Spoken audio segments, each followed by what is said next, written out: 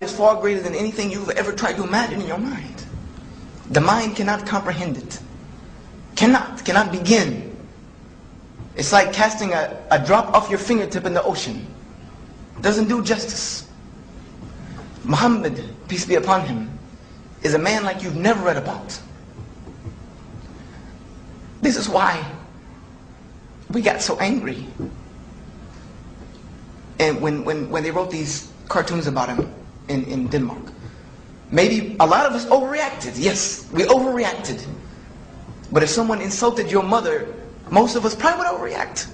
Just because we love them so much. We love him so much. Because he gave us this pure religion, this great way of life that has changed me from being somebody that nobody wanted to be around to somebody who now wants to be around everyone, because I want them to know where I've been and what I've come through. And even though my grandmother passed away in 2002, and my parents are not Muslim yet, I'm working on them. They are very staunch, they are very strict Christians still. But they love me to death, and they love the fact that I'm Muslim.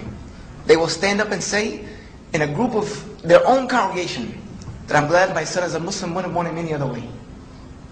Because before, he did not have any respect for me. Even as a Christian, no respect for me.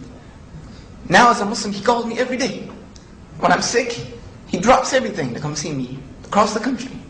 Why? Because his religion tells him he has to. This is the way of life people need. And I'm going to finish. Forgive me for not being able to compose myself. I'm going to finish with a statement of Bernard Shaw, who many of you may have read his works. He said about Muhammad in Islam, peace be upon him, that if a man like Muhammad were to assume leadership of the world today, he would solve every single problem. He would solve every single one of his problems during his afternoon cup of tea. This was this man. And this was the religion he founded. I can't remember his name off the top of my head. A man, it was just there, wrote a book called The Ranking 100. The most 100 influential people in history. I don't remember his name. It's one of those things that I've known it forever. And Michael Hart. He's a Christian. He chose Muhammad as number one. He said, because if you want to know what it means to have smallness of means but greatness of purpose, then go look at Muhammad.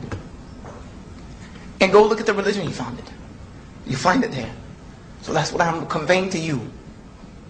I'm conveying to you the statements of your colleagues, non-Muslims. Just go do the research for yourself. Like Napoleon said, Mutta, what can it hurt you? What can it hurt you? It can either be an interesting study that may lead you to understand 10 million people in this country a lot better, and 2 billion people in the world a lot better, and growing. Statistically, by the year 2015, Muslims will be a majority in the world. Statistically, we will be. So, I mean, it's just going to happen. So you will know them a lot better. Or you may find the truth. And what an amazing, amazing find that would be for such a little sacrifice, is opening a book, picking up some papers, meeting a couple people. I thank you for your time and hope that I have been of benefit. I finish by saying that there is no God worthy of worship except the one true God that created everything. His name is Allah in Arabic, which means the God. And that Muhammad is the last and final messenger to mankind. And that Islam is the truth. Thank you very much.